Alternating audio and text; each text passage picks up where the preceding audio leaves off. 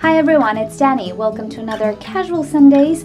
Today we will discuss about orchid trading. How fun is that? This is something I don't get to do often and I'm very jelly, but I'll be salty in another video. Okay, before we dive into the subject, I would just like to thank our supporter this week, which is Chris. Thank you so much, dude. You really didn't have to. I really appreciate it. And you know what? We're here for you and we cannot wait to see more videos from you. In case you don't know who Chris is, I will add an annotation somewhere here so you can check out his channel. He posts some videos as well with orchids and other plants, actually bonsais if you're interested in that. I don't have space, but I do like bonsais, so do check him out. Okay, so trading orchids, I think is one of the funnest thing in this hobby. Well, apart from actually growing orchids, it kind of reminds me of my childhood when I was trading, I don't know, stickers or whatever I was collecting as a child. I always collected something. At some point I was collecting snails. I know I'm weird, don't judge. Anyway, what I actually wanted to talk about was what to keep in mind when you're actually trading orchids with people who grow orchids in their home. Or near their home, in the garden, let's say. But anyway, orchids that do not come from an orchid nursery. I was inspired to make this discussion because I had some messages from some of my viewers, one in particular, who was saying that they are very disappointed in the orchids they get from their orchid society, whether it's a raffle, whether they buy it from an orchid society member, and so on. The reason is that they always find some bugs and some stuff wrong with their orchids. And I would just like to say that is really normal and you shouldn't be upset with it, but try to understand what's actually going on and how you can avoid having a massive infestation in your orchid collection.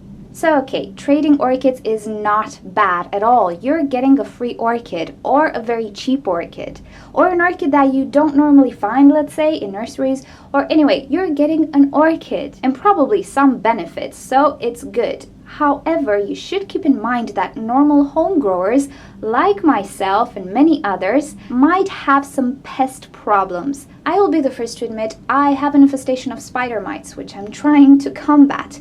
And for this reason, I'm a bit weary of trading orchids or sending you guys giveaway from my orchids, even if you are from the EU.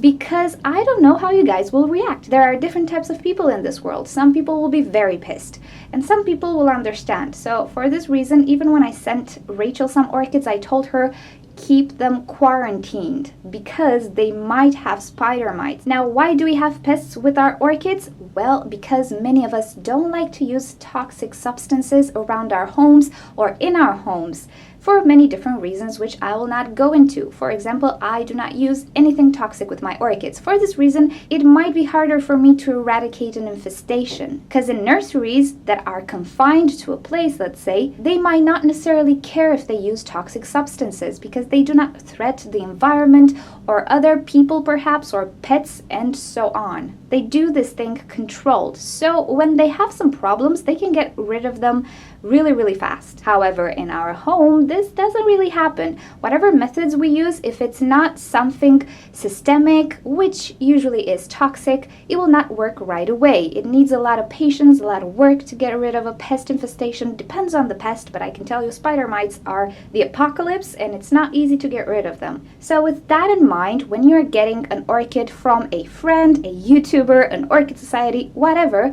it is best to actually quarantine them because there is a chance they will have some infestations. Also, many people choose to grow their orchids in the summertime outside. Inevitably, they will have some issues. They might have some snails, slugs, I don't know, whatever resides in a garden. So you do have a chance to get something like that into your collection. So the best way to prevent this is to quarantine orchids. This means you should keep them totally separate from your other orchids, just to figure out if they do have an infestation or not, or what type of infestation they have, and act on it. Now, in some cases, you will have no trouble at all by getting orchids from other people who grow them in a home, and sometimes you will have trouble with orchids who come from a nursery. It is not an absolute rule. But I personally think that orchids who come from normal people like myself and probably you guys are more prone to having pest problems in general, in particular, not necessarily health problems, but pest problems than orchids who come from nurseries. Again, it's not a rule, don't take everything literally, but do keep this in mind. And whatever orchid you buy, whether it's from another person, whether it's from a nursery, always quarantine it, at least for a month. And please, whatever you do, don't be upset and don't take it out on the person who actually gave you the orchid, because they might not know that they have a pest problem, and also they really didn't send you that orchid to create problems. And we kind of need to deal with it, but the outcome can be bigger. Maybe it's an orchid you always wanted and never found it. Maybe it's just a free orchid and you don't have that much money to invest in orchids, but you do want to start a collection. So take the silver lining out of things, but do be careful and be cautious. And please, please, please don't be rude to the person who actually gave you an orchid which had an infestation. Chances are they really didn't know about it. And also, partly it's your fault that you didn't quarantine the orchid. So the truth is actually somewhere in the middle. Okay, so I hope you enjoyed this videos and will help you further if you want to trade orchids. And when you do trade orchids, especially if you trade with somebody who doesn't really have enough experience with orchids, do me a favor and tell them quarantine the orchids, because you never know. Okay, so if you've enjoyed this video, then please give it a like and share it with your beginner orchid friends. If you'd like to see more orchid videos from me, just subscribe to my channel. I post on a daily basis. If you have suggestions for casual Sundays regarding topics, not necessarily orchid topics, let's say, why not? It's a casual discussion. Leave me a comment down below and we'll see, maybe we can arrange a casual Sunday dedicated to you. Also, if you have any other type of questions related to orchids, just leave me a comment. I always get back to you. Maybe I can do a video for you as well and explain or show you some stuff.